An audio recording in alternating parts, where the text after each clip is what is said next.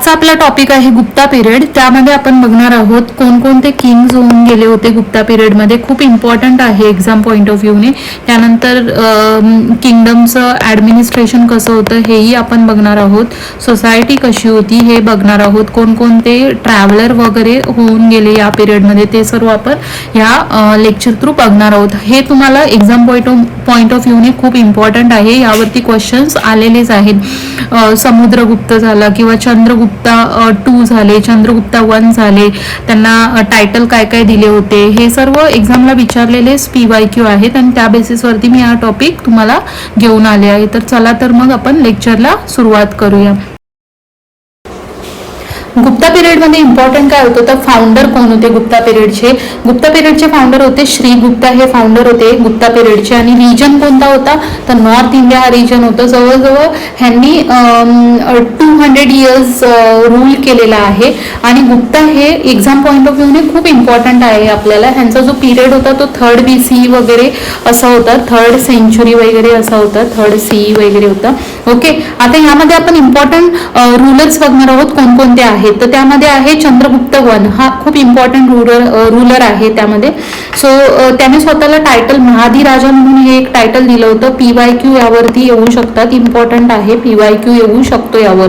Okay, महाधिराजा title कोणाला दिलं होतं तर चंद्रगुप्त 1 ला दिलं होतं. आणि ह्यांची एक स्ट्रॅटेजी होती, काय करायचे तर मॅट्रिमोनियल अलायन्सेस करायचे आणि त्याच्या थ्रू आपलं जे राज्य होतं ते एक्सटेंड करत जायचे. त्यांनी कोणाशी मॅट्रिमोनियल अलायन्स केलं होतं तर लिच्छवी. लिच्छवी हे कुठे तर मैथिली रिजनमध्ये. मैथिली हे कुठे आहे तर गँगॅटिक व्हॅलीमध्ये येतं. ओके, आता सेकंड रूलर आहे. यामध्ये एवढं काही इम्पॉर्टंट नाहीये, तुम्हाला फक्त एवढंच लक्षात ठेवायचं. चंद्रगुप्त 1च्या वेळी काय होतं तर त्यांना टायटल होतं महाधिराजा म्हणून, महाराजाधिराजा. आणि मॅट्रिमोनियल अलायन्सेस थ्रू त्यांचं राज्य एक्सटेंड करत होते. ओके, यामध्ये तुम्हाला टायटल वरती क्वेश्चन्स एक्सपेक्टेड आहे आणि आय थिंक आलेले पण आहेत. ओके, सो सेकंड कोण होते तर समुद्रगुप्त. समुद्रगुप्त हे ग्रेटेस्ट किंग होते आणि हे होते चंद्रगुप्त 1चे सन होते. ओके, आता जे समुद्रगुप्त होते ह्यांना टायटल कोणतं होतं तर कविराजा. हे पोएट म्हणजे पोएम्स वगैरे करायचे जास्त. सो ह्यांना टायटल होतं की कविराजा. ओके, आणि इंडियन नेपोलियन पण बोललं जायचं ह्यांना. हे कोण बोललेलं तर VS स्मिथ यांना इंडियन नेपोलियन हे नाव दिलं होतं. हे एक वीणा प्लेयर होते. आणि प्रयाग प्रशस्ती म्हणून एक इन्स्क्रिप्शन आहे. त्यामध्ये ह्याच्या म्हणजे ह्यांनी काय काय कॉन्कर केलेलं आहे, विक्टरीज वगैरे काय आहेत ते सर्व या पिलर इन्स्क्रिप्शन वरती आहे. आणि ह्याला अजून आपण अलाहाबाद प्रशस्ती पण बोलतो. ओके, हे तुम्हाला इम्पॉर्टंट गोष्ट लक्षात ठेवायची. आणि हरिसेनाने हे केलेलं आहे, लिहून ठेवलेला आहे. सो ह्यांच्या वेळी पण खूप असे कॉइन्स वगैरे व्हरायटी ऑफ कॉइन्स एन्ग्रेव्ह झाले होते. आणि ह्यामध्ये तुम्हाला एक असं बघायला मिळेल की वीणा प्ले करताना वगैरे कॉइन वरती आहे, हे तुम्हाला बघायला मिळेल. ओके, समुद्रगुप्तामध्ये ह्या फक्त इम्पॉर्टंट गोष्टी आहेत. काय टायटल कविराजा, ह्यांना इंडियन नेपोलियन बोलायचे. आणि हे कुणी नाव दिलं होतं तर VS स्मिथने दिलं होतं. आणि वीणा प्लेयर होते. प्रयाग प्रशस्ती हे एक इन्स्क्रिप्शन आहे हरिसेनांनी लिहिलेलं, त्याच्यावरती म्हणजे त्यांच्या विक्टरीज वगैरे काय काय कॉन्क्वेस्ट त्यांनी कॅप्चर केलेले हे सर्व लिहून ठेवलेले आहे. आता आले चंद्रगुप्त 2. चंद्रगुप्त 2 जे होते हे खूपच नोटेबल किंग होते, म्हणजे खूप इम्पॉर्टंट किंग होते. ह्यांना टायटल दिलं होतं विक्रमादित्य. ओके, विक्रमादित्य हे टायटल कोणाचं होतं तर चंद्रगुप्त 2चं होतं. ह्यांनी पण मॅट्रिमोनियल अलायन्स थ्रू काय केलं होतं ते नागाज आणि वाकाटाका होते, यांच्याशी मॅट्रिमोनियल अलायन्सेस करून त्यांचं राज्य एक्सटेंड केलं होतं.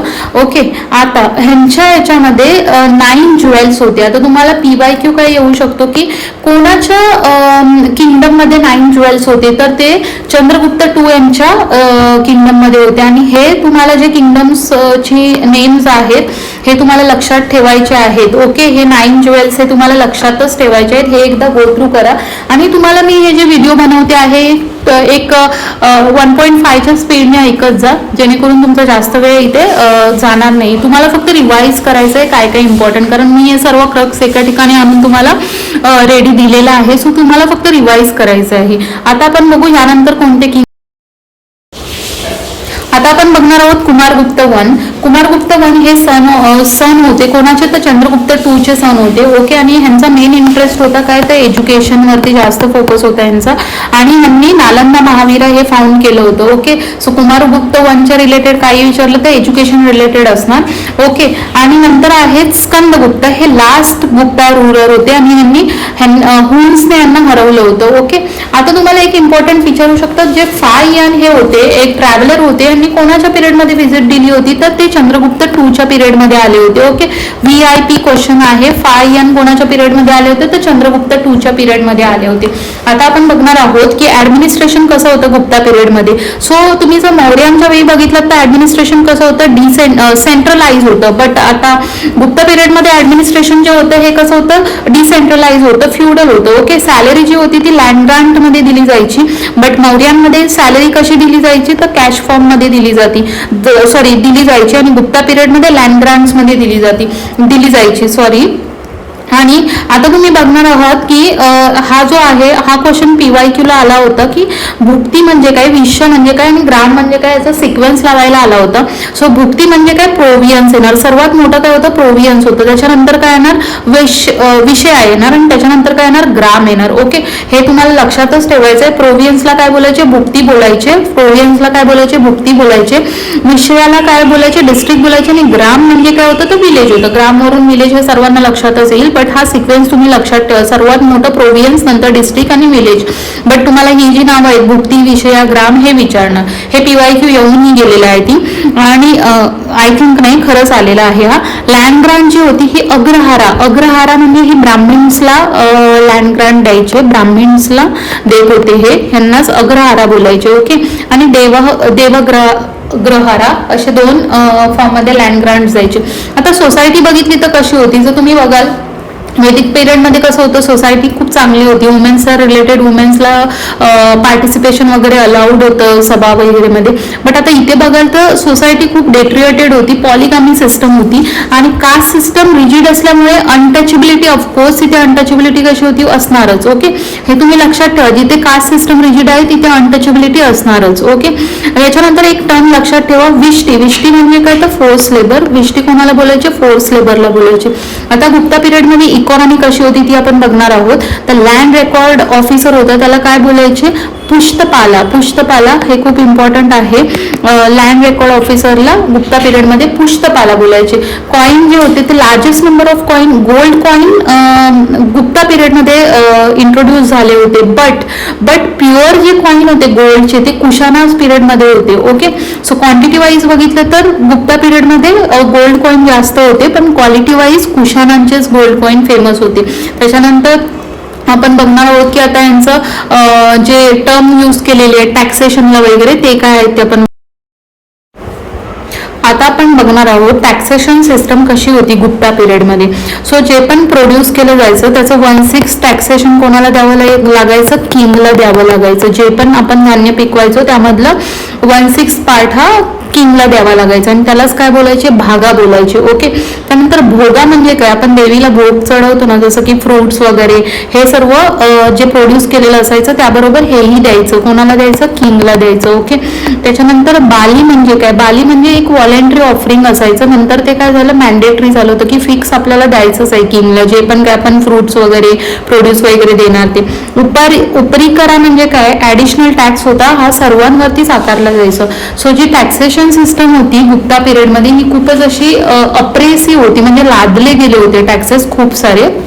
ओके, आता आपण बघणार आहोत कालिदासा यांना काय बोलायचे, शेक्सपियर ऑफ इंडिया बोलायचे. आणि यांचं एकदम इम्पॉर्टंट वर्क जर तुम्हाला लक्षात ठेवायचं, इम्पॉर्टंटच आहे एक्झाम पॉइंट ऑफ व्ह्यूने पण, ते आहे अभिजन शकुंतलम. ओके, अभिजना शकुंतलम इम्पॉर्टंट आहे. त्याच्यानंतर एक ना अजून एक होतं मिर्च कटिका, हे होतं एक लव्ह स्टोरी होती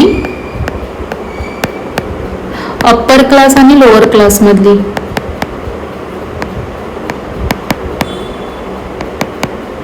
हे पण ह्याच पिरियड मध्ये लिहिलेलं होतं. हे कालिदासांनी नव्हतं लिहिलेलं, ह्यांचं नाव मी तुम्हाला सांगते काय होतं.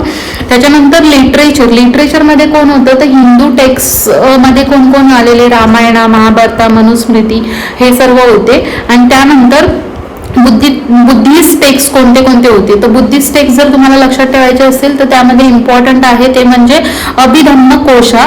अभिधम्मकोशा हे दिगनागांचं होतं आणि दुसरं आहे ते विशुद्धिमागा हे बुद्धघोषा यांचं होतं. ओके, सो अभिधम्मकोशा हे दिगनागा आणि विशुद्धिमागा हे बुद्धघोषा यांचं होतं. ओके, आणि मिर्च कटिका जे आहे हे कोणी लिहिलं होतं, तर हे शूद्रकांनी लिहिलं होतं. शूद्रका म्हणून होते, यांनी लिहिलं होतं. ओके, जसं की कालिदासांनी अभिजन शकुंतलम लिहिले तसं मिर्च कटिका ही एक लव्ह स्टोरी होती आणि ही अप्पर क्लास लोअर क्लास मधली लव्ह स्टोरी होती त्या बुकमध्ये लिहिलेले.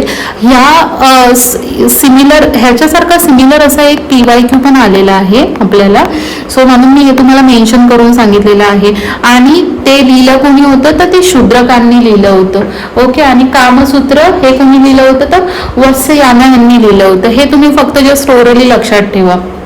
ओके, आणि हे इम्पॉर्टंट टेक्स्ट आहेत. हिंदू टेक्स्टमध्ये हे 3 येतात आणि बुद्धिस्ट टेक्स्टमध्ये हे 2 येतात. हे खूप इम्पॉर्टंट आहे. दिगनागा आणि बुद्धघोषा हे खूप इम्पॉर्टंट आहेत एक्झाम पॉईंट ऑफ व्ह्यूने.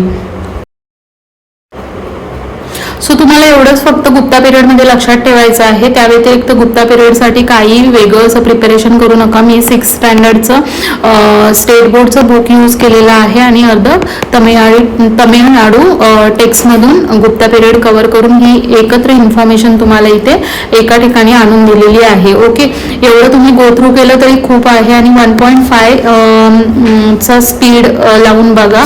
असं पूर्ण टोटल जर 19 मिनिटचा व्हिडिओ बनला किंवा 15 मिनिट्सचा बनला तर त्याला स्पीडने बघा, जेणेकरून तुमचा टाइम सेव्ह